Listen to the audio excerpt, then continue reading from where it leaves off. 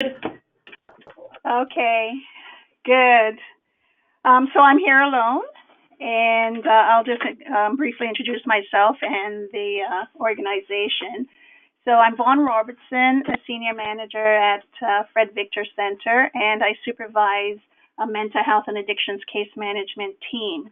And Fred Victor is a multi-service organization in Toronto, providing a wide range of services for people experiencing homelessness, poverty, mental health, and addictions challenges. And we have several community mental health and addictions case management teams, as well as court support services, court diversion, shelters, drop-ins, housing, and housing supports. Next slide, please. So a couple of years ago, Fred Victor's Case Management Committee was working on a project to standardize case management practices and principles across the organization. And at that time, we wanted to measure the outcomes of case management training that was to be delivered by to frontline staff. And we had the support of E-QIP, who helped us to develop a driver diagram for that. And through many discussions, we were able to design, develop, implement, and we're starting to measure the outcomes of this training. What has happened, though, is that we felt that that project was very general and it wasn't allowing us to learn as much about the specific QI tools as we wanted to. So partway through the relationship with E-QIP, we changed our focus. So though we've learned a lot, we are not as far ahead as some of the other projects that I'm seeing this afternoon. But we were able to, this spring, develop, design, and deliver a really successful series of case management training to 25 staff, and we will continue delivering that training over the next couple of years so that our target is to train approximately 100 staff in case management training. But so like I said, partway through, we changed our focus and we wanted to be more specific. So we chose the aspect of case management around discharge and transitioning of clients from a program. Next slide, please. And we chose this because as a result of the Ontario Perception of Care client survey, which we conducted with clients in February of 2017, we found that in the area of discharge and transition, our client experience was not as satisfactory as in some of our other areas of the OPOC. So we did decide that we would like to study this with one particular team. We chose to start with one team, and that would be the West Case Management Team at Fred Victor. And the idea is to eventually spread the learning to other teams, particularly focusing on discharge and transition planning. And as well, we wanted to use the time with E-QIP to really get a good idea of the QI template so that we could also spread that to other projects.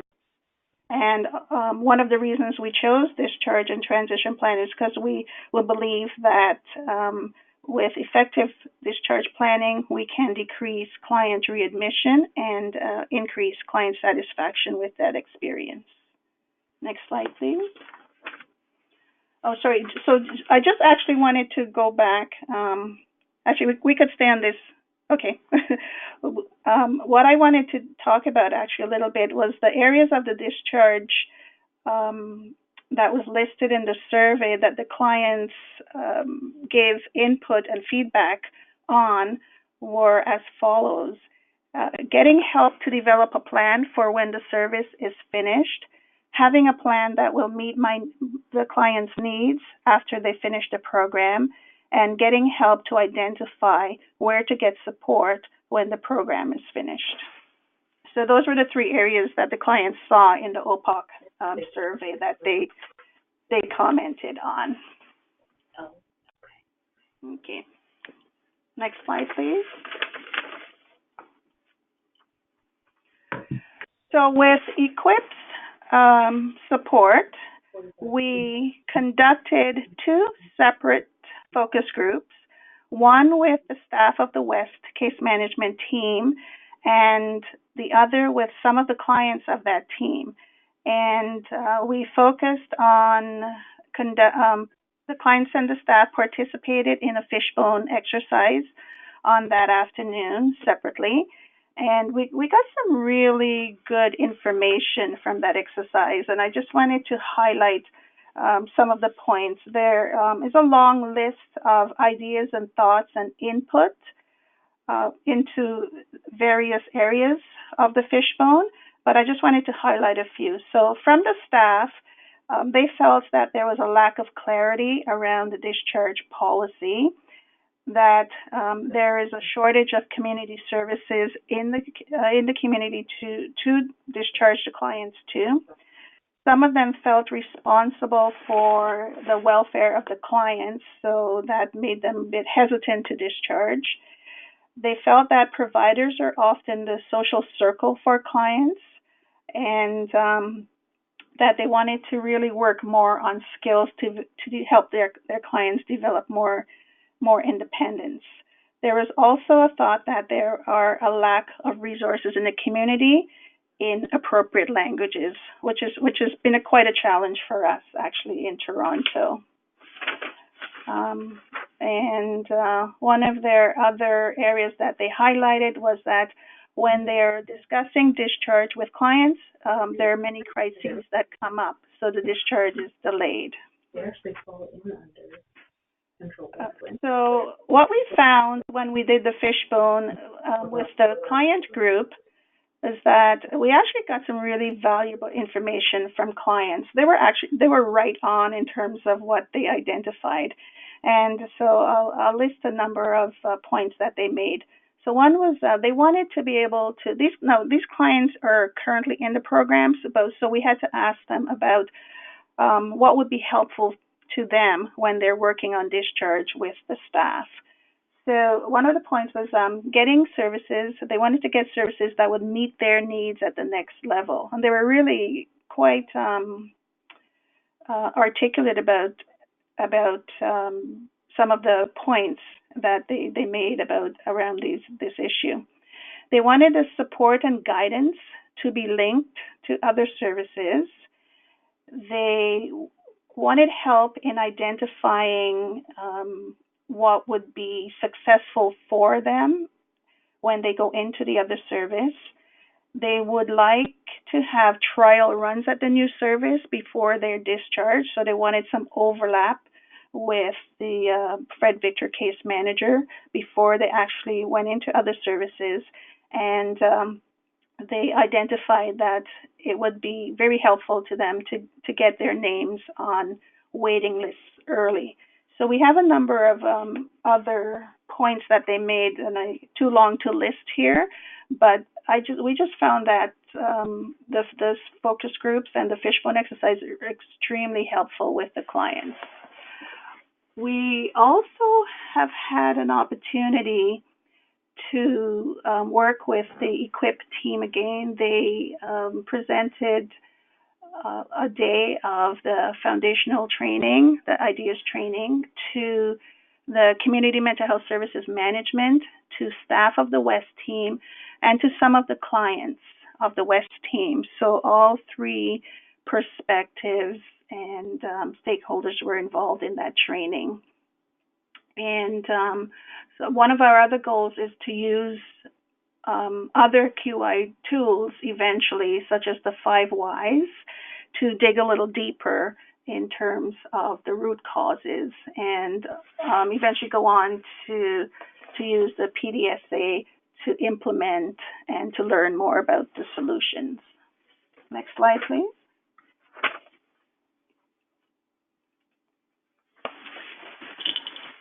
Okay, so we're very excited about the QI tools because in terms of our backgrounds, we're most of us in social work, psychology, and within the mental health system for many years. So QI is a new language, a new-ish language to us. So we were quite excited to learn, to have something new to use to measure the client experience and also to involve our clients. The clients were quite involved. Originally in the case management training, clients were involved in the planning committee and the case management committee. They were involved in designing that training, and we're certainly starting to involve them fully in our new focus of the discharge transition project. We have been fortunate that at Fred Victor that the CEO, director, and all of the managers in community mental health services are supportive of QI and of this project. But I think one of the things that we have found is that there's been an ongoing challenge of a time commitment, and we haven't been, I think, as successful as we could be in balancing all of the competing responsibilities and initiatives that we've had that we've found while we're working on the project in terms of balancing our regular day-to-day activities as well as the project. But one thing that's going to, I think, keep us focused on this project is that we will be conducting OPOC annually, and that will help us to get. We have the data, baseline data from February 2017, and as we work on some of the solutions and activities with the staff and clients, we will be able to measure the progress over time of the discharge and planning experience with clients because we will have the data from the OPOC surveys. Okay. New slide, please. So again, I think a big learning point was it would have been helpful for us if we'd really looked at trying to fit our QI initiative into our existing work plan. Now, we did have the competing project of the case management training, which worked out well, but it was a lot of time and attention, and it took the time away from this specific project that we really have just started to focus on. And eventually, we'll be able to spread the learning to other programs, other relevant programs at Fred Victor. Not only the learning from the discharge and transition initiative, but also looking at other QI project areas, which we can easily find from the OPOC survey, because certainly that's been helpful in identifying the client experience. And what's been important is really very valuable information from the clients right from the beginning and throughout, and we will continue that, as well as management and frontline. So the three stakeholder areas, we've always been working together, and I think that's been a very valuable learning for us in terms of what's important and how we can get this done. Next slide, please. Okay, so next steps. So we have some good information from the fishbone exercise, as I mentioned before. and we will be looking and digging a little bit deeper with the 5 whys. And certainly, as I mentioned, we will continue to use the OPOC to measure improvement in the client experience. And in terms of the future, we will be looking at certainly developing a template so that we could spread to other QI projects in our service, as well as to share the learning with programs at Fred Victor and with the clients. Okay, that's me. Great, thank you, Vaughn. It's Mike.